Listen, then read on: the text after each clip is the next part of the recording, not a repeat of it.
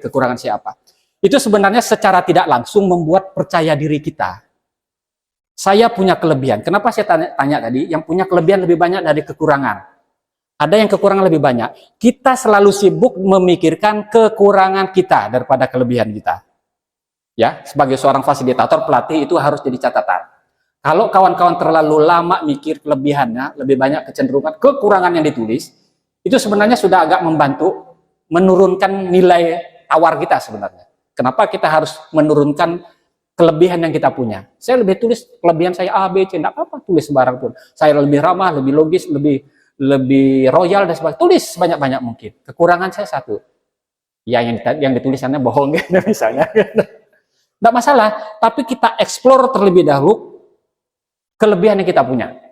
Kecenderungan orang tidak ingin melatih tampil di depan, lebih nyaman duduk di sini. Tadi saya tidak bisa bicara, saya tidak bisa mengungkapkan apa yang saya sampaikan, saya tidak bisa menguasai materi dan sebagainya. Hal-hal yang belum terjadi yang dipikirkan, itu yang sebenarnya menghantui kita. Rasa takut kita lebih besar daripada kemampuan kita sendiri gitu ya. Nah ini catatan buat kita sebagai nanti kawan-kawan sebagai pelatih, mungkin nanti pasti akan ada waktunya pelatih apapun ya, kecuali pelatih silat, pelatih silat dan cerita ya, dan cerita. Tapi kalau pelatihan program, mungkin ada ya, Bang Tian ya, kawan-kawan di lapangan pasti ikut melatih juga ya, melatih masyarakat, ada ya, pasti kan. Nah, setidaknya itu, yakin dengan yang kita punya. Makanya saya namakan, kenapa kita harus temukan eureka faktor kita. Kecenderungan kita, kekuatan saya, apa gitu. Nah, itu mungkin bisa flashback kawan-kawan dulu seperti apa latar belakang. Saya 5 tahun jadi orang hutan itu sangat ya, cukup 5 tahun Bang Ajat. Jadi orang hutan itu cukup membuat tidak terlalu percaya diri begitu pindah habitat. Kecil rasanya, kecil hati rasanya. Karena ya komunitas kita mungkin komunitas orang hutan, seputar hutan kan kehidupan hari. Tapi begitu dipindahkan ke komunitas lain, akan kecil. Tapi pembelajaran itu harus lupa kita angkat, itu jadi modal utama kita. Nyadar itu yang membantu membawa percaya diri, memindahkan kita dari posisi satu ke lain hal. Oke, bisa saya lanjut.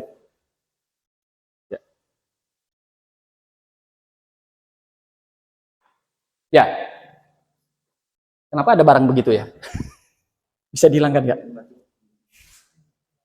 Nih. Pasca ikut training. Kayak mana ya? Coba kalau lihat. Ekspresi kawan-kawan kayak mana ya? Ada pilihan. Gimana ekspresi lapar itu ya? Saya berapa ekspresi lapar? Lapar kan tanpa ekspresi sebenarnya ya. Ada yang marah-marah. Ngantuk, ada ngantuk. Ya. Apalagi? Semuanya ada ini? Ada? Ngantuk. Ngantuk semua, ngantuk saja. Hanya ngantuk. Jadi capek lah saya ini berbusa-busa kalau ngantuk kawan. Ya. Jadi apa ekspresi kita mungkin setelah proses ini ya, mungkin di proses ya bisa jadi kan, bisa terjadi. Ternyata ada juga Bang Tian, setelah aduh kesannya ngantuk sama sekali, enggak blas gitu, enggak ingat. Jadi 5% tadi itu benar, karena kondisi ini itu bisa saja 1, 2 atau bisa semuanya yang kita ingat gitu ya. Jadi ini menjadi bahan rujukan kita sebagai pelatih, bagaimana nanti sebenarnya barang-barang ini harus hilang sebenarnya, harus kita kurangi. Ingin seperti ini? Kelihatan makannya yang kepengen. Nggak ada yang makan. Nggak ada yang makan berarti. Jadi itu tadi bawaan tadi, bawaan kosong perut. Jadi yang begini pun dibilang makan-makan. Apalagi simulasi sudah. Lain yang dipandang ya sih. Ya, tapi saya pikir kawan-kawan sebagai seorang fasilitator pelatih pengennya semua suasana senang gitu ya. Meskipun biasanya kenyataan juga tidak seperti itu. Nah inilah mungkin 2 hari 3 hari ini kita akan latih supaya bagaimana kawan-kawan ini dalam kelas ini bisa senang. Ini PR saya juga. Ya. Bisa tidak menyenangkan hati kawan-kawan ini? Bisa tidak menyenangkan hati Bang Aad yang dari tadi saya sedih kelihatannya. Bukan sedih Bang, itulah saya gitu. Tapi itu tantangan gitu ya, supaya bisa ceria kan gitu ya. Semua bisa ceria. Salah satunya PR-nya kita sebagai pelatih ya, diantaranya seperti itu. Nah, saya sudah survei. Nah, ini yang saya tulis ya, di survei ini saya tulis di... Nanti insya Allah saya titip Bang Tian, untuk Persep saya titip satu buku saya, ya mungkin nanti bisa bermanfaat juga. Ceritakan ke kawan-kawan. Ya, jadi hasil survei, jadi tadi karakter kita kemana, cenderungan kemana, ya.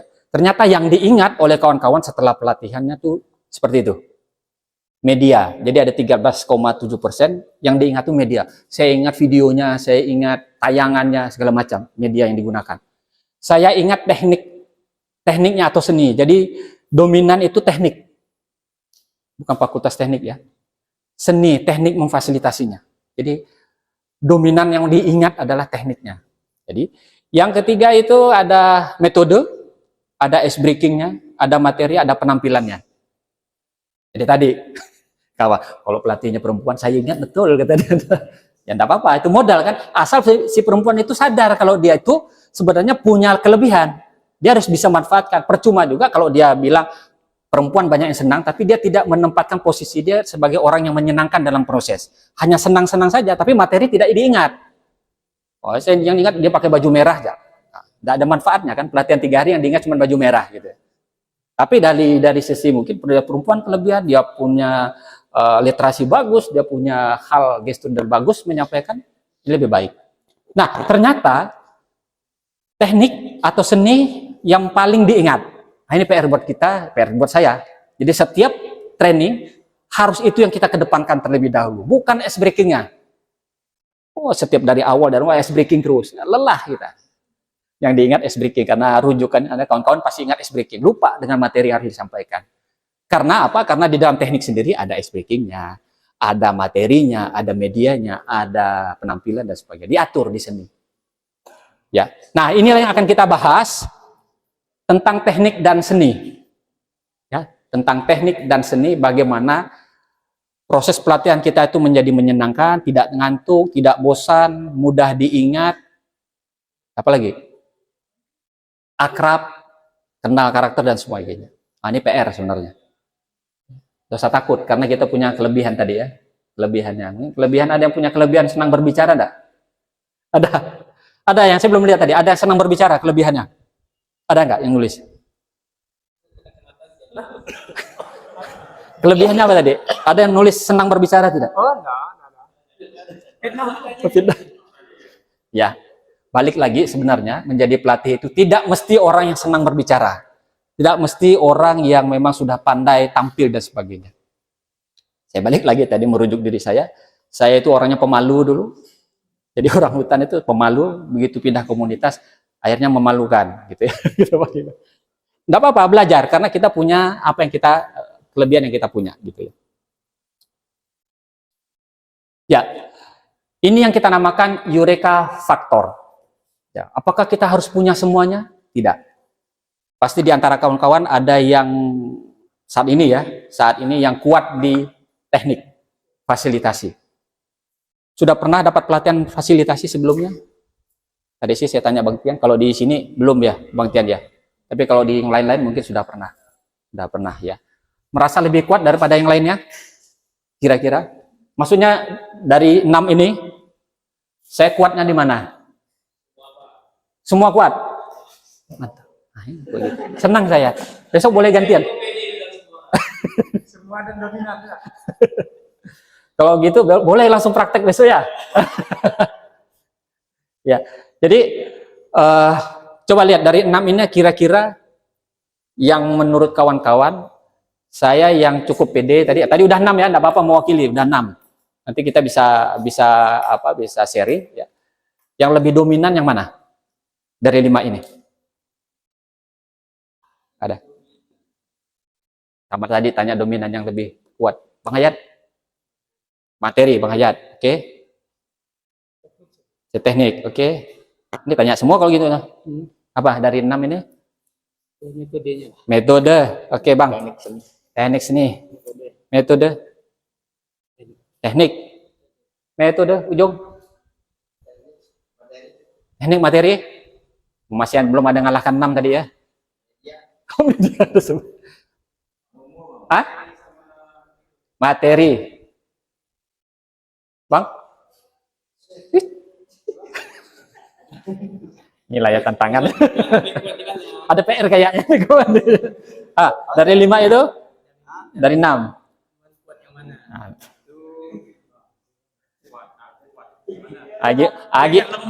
Agi buat laporan kawan. Pak.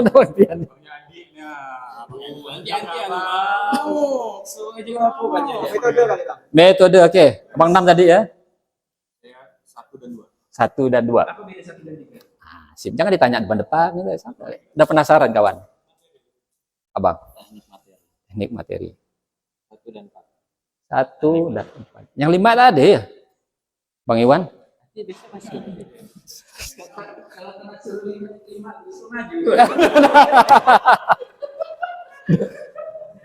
Ya. Jadi betul Bang Iwan, ini sih tidak semua orang mampu ini memberikan ice breaking. Kayaknya mudah ini. Tapi begitu tampil di depan, itu tadi ya salah satunya. Kelihatannya udah di draft itu lucu cerita ini ya. Tapi begitu tampil di depan itu jadi tidak lucu. Nah ya, mudah-mudahan besok kita bisa menjadi pelawak supaya Bang Tian ini ahlinya sulap dulu ini. Ya, kawan-kawan belum ada yang tahu Bang Tian ini ahli sulap. Udah tahu? Nggak tahu. Boleh besok.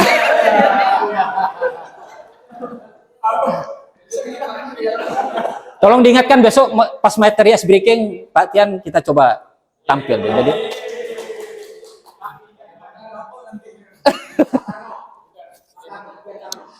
nggak. Ya, jadi ada orang kekuatan ice breaking itu ada yang kuat di cerita. Kalau ada kawan-kawan yang pernah ke Papua ya, itu mobnya itu hampir sepanjang materi. Ya. Mob aja isinya. Jadi kalau fasilitator membiarkan itu isinya ndak ada materi sama sekali. Hati-hati. Ya, harus kita kendalikan ya. Nah, aku Pak Tian ini memang sulap ya. Kami dulu sampai terkesima gitu ya. Habislah kita kena butakan Bang Tian. Tapi bagus. Jadi peserta itu takjub gitu ya. Ada yang diingat. Nah, sampai saya sekarang aja eureka beliau itu ya itu tadi sulap. Sampai sekarang berapa tahun ini ya? Udah 30 tahun Bang Tian? Enggak ya? Ada cukup lama. Tapi saya masih ingat.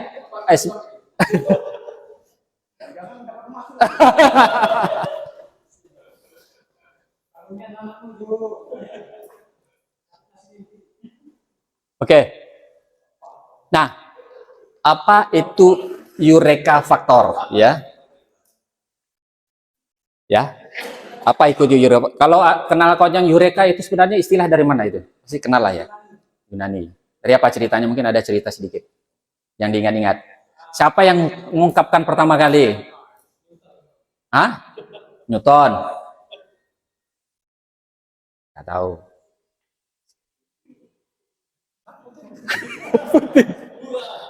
Karena kita sama-sama belum lahir pada saat itu, kita tak tahu lah ya sama-sama. Ini Archimedes ya. Archimedes ya. Jadi pada saat ada penemuan dia kaget gitu ya. Terkejut dia teriak seperti itu dari Yunani. Nah, jadi lebih cenderungnya adalah sesuatu yang memang kita bisa ungkapkan, oh ini wow gitu ya, sesuatu yang baru gitu ya. Jadi proses materi kah, media kah. Jadi ya, tadi kawan-kawan sudah sampaikan, saya kuasai 1, 4, 2, 3. Ini harus sesuatu yang wow. Ya, kalaupun ada yang kuat bercerita, tapi ceritanya tadi udah lama, jangan cerita dengan gaya yang sama. Saya punya kawan namanya Dalimin.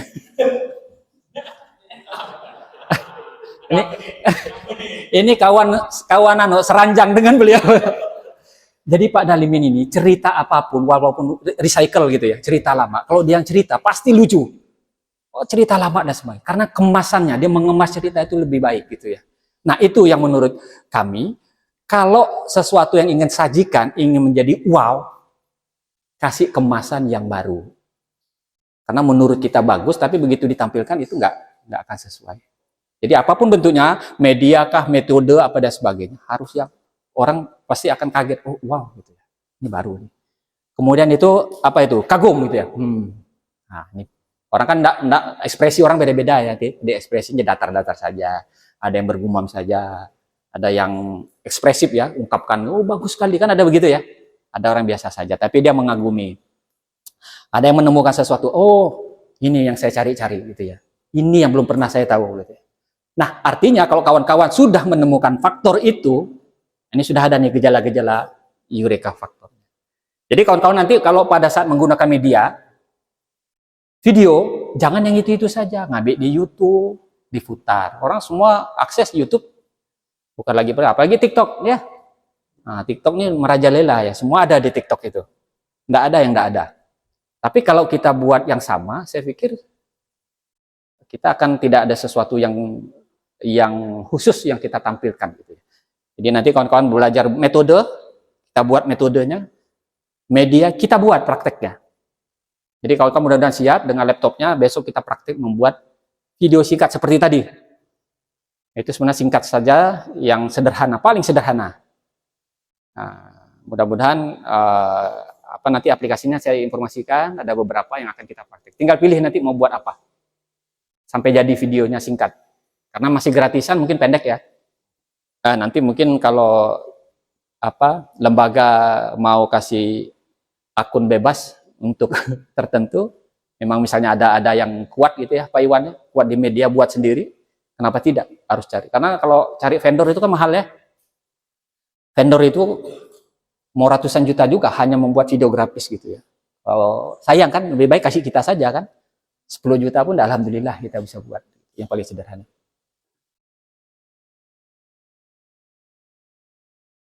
Ya, konsepnya adalah kalau dalam sebuah pelatihan, kita tidak sedang membangun tembok pemisah antara pelatih dan peserta. Ya, apa maknanya kira-kira ini? Tidak sedang membangun tembok.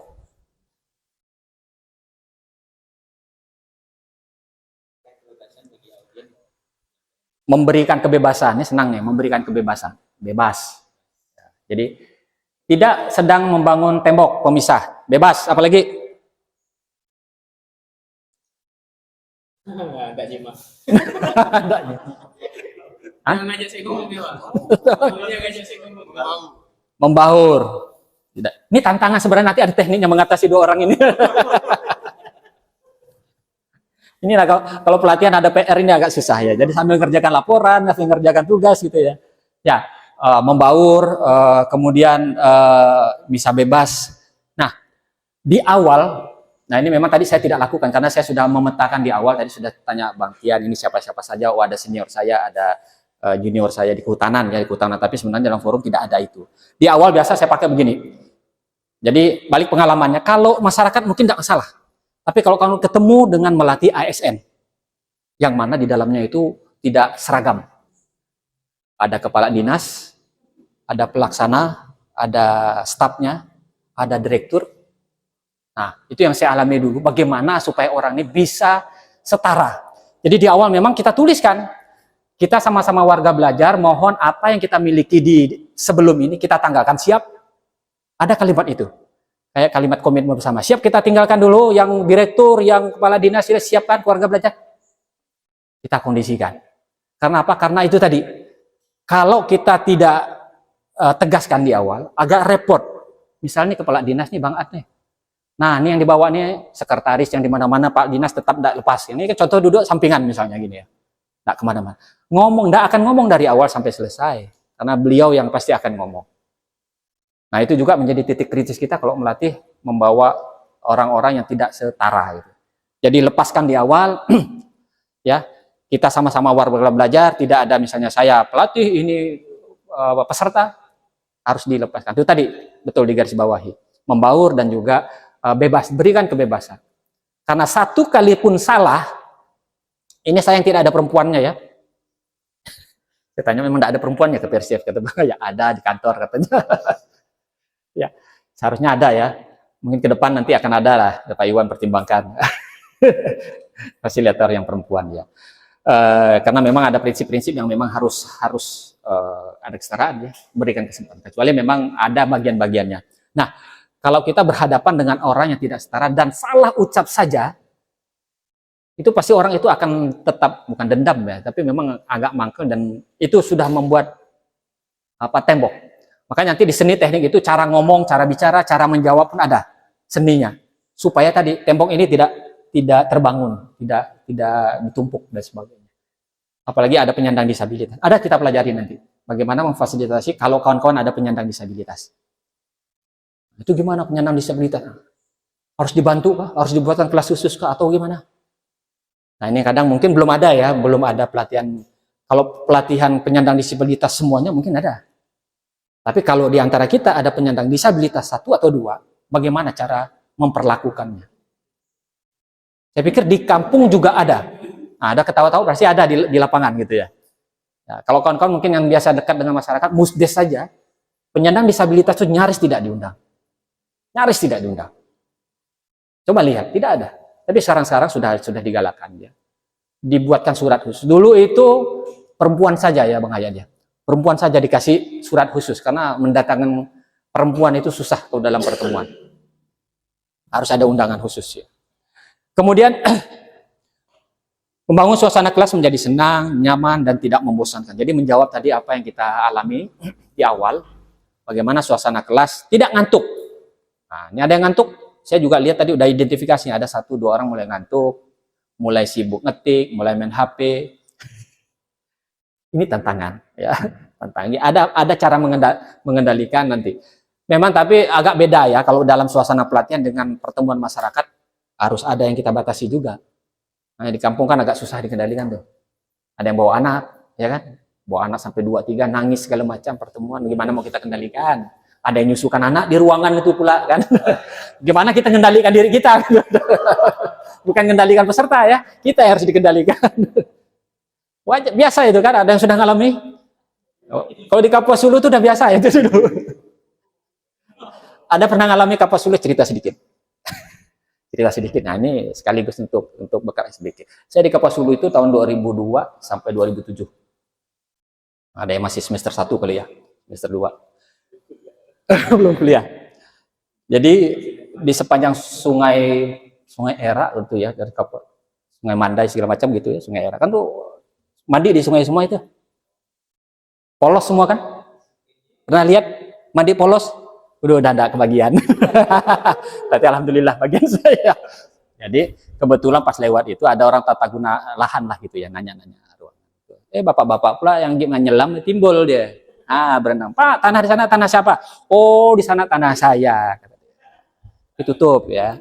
Kalau sana Pak, oh sana tanah saya. Tanpa diminta, dari sana sampai sana tanah saya Pak, katanya. Tanpa disadarinya. Ya.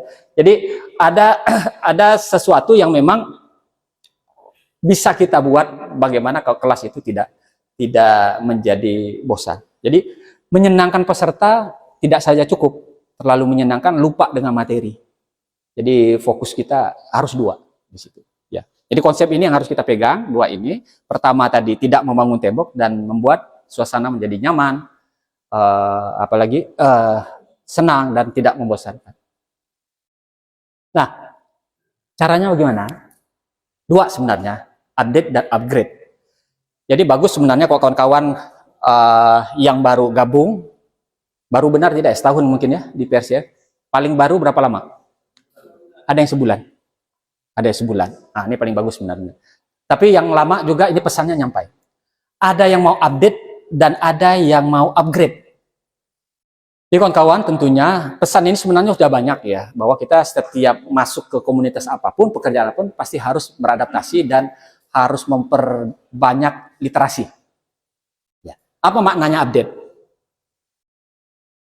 Ya. Jadi update itu adalah sesuatu yang memang harus kita tambah, ya, harus kita lebihkan. Contoh misalnya, kalau dulu ya, media yang bisa kita pakai adalah media-media yang sudah jadi. Ya, mau tidak kita belajar dengan media-media baru? Nah, itu saja pertanyaannya. Mau enggak? Karena biasanya gini, udah diserahkan ke IT-nya, dan kita enggak usah utak-atik. Nah, sekarang lagi getol-getolnya LMS. Pernah dengar LMS? Nah, inilah sayangnya kan. Jangan terlalu lama di Kapuas dulu, LMS pun enggak tahu gitu. Salah satunya Bang Hayat.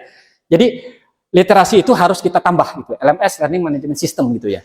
Jadi pembelajaran yang tidak harus bertemu tatap muka begini. Ada belajar-belajar dengan aplikasi, ada platform yang digital. Nah, ini kan sebenarnya udah terbaru ya. Orang banyak-banyak menggunakan platform itu sekarang untuk menggantikan kehadiran. Nah, kalau ini kita tidak tahu, mohon maaf, berarti kita kurang update. Salah satu contoh, ya. Nah, kenapa besok kita harus ada praktik buat video? Karena sayang kawan-kawan tidak pernah mencoba sekalipun merekam suara, membuat video singkat untuk memfasilitasi. Nah, jadi besok kita praktekkan bagaimana membuat video singkat, tapi isinya pesan tadi. Jadi pesan itu bisa dikirim lewat WhatsApp, Bang. Video-video itu. Jadi tidak harus ada pertemuan sekaligus gitu. Kita bagi di platform ini yang main-main Facebook, yang main sosmed segala macam sudah bisa dibagi gitu ya. Video-video itu sebagai ajang untuk sosialisasi atau tadi ya meningkatkan. Kemudian upgrade ya, meningkatkan. Jadi tadi yang baru mungkin bisa memperbarui, yang lama juga perlu hal-hal yang memang harus levelnya bisa naik ya. Jadi porsinya memang tadi ya diupdate lebih cenderung ke banyak softwarenya harus kita bagi. Kemudian yang upgrade ya di perangkat-perangkat kerasnya dan sebagainya harus kita tingkat. Nah, salah satunya ini nanti yang kita pelajari teknik fasilitasi kita. Mau kita update dan kita upgrade asal mau. Ya, ini sayang ya baru sebulan tapi sudah stuck pengennya apa yang dibawa saja gitu.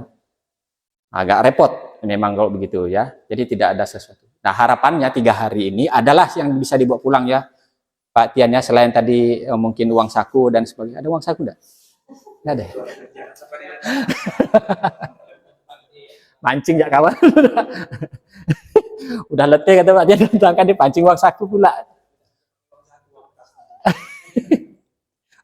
Kok zaman kita kan udah ditanya ya, ada salah satu yang tadi yang di awal-awal itu salah satu ditanya, ada naik gaji enggak Pak? Ada THR enggak Pak?